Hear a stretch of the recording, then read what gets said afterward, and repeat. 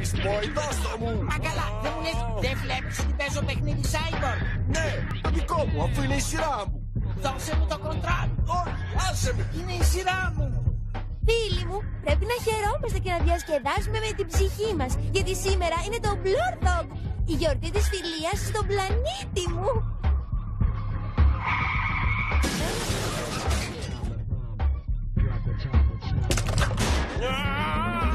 Χρόνια πολλά, φίλε μου. Εγώ, η Starfire, σου δίνω την κοινάμπουλα σαν σύμβολο της... Θα το πληρώσεις, πράσινε λεκέ.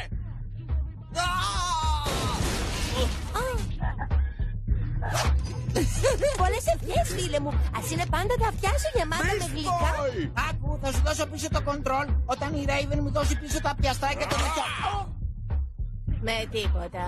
Αλλιώς πώς θα κρατήσω μακριά τα νύχια σου από το τραπεζάκι. Ευτυχία και αγαλίαση, φίλοι μου. Αυτήν την υπέροχη μέρα σας εύχομαι λιακάδα και όμορφα.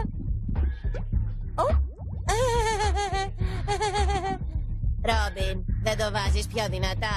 Μπορώ ακόμα να ακούω τη σκέψη μου. Άστο! Το έβαλα δυνατά μόνο και μόνο για να μην ακούω αυτές τις φωνές. Ποιανού σειρά είναι τώρα, έξυπνε? Ποιανού σειρά είναι?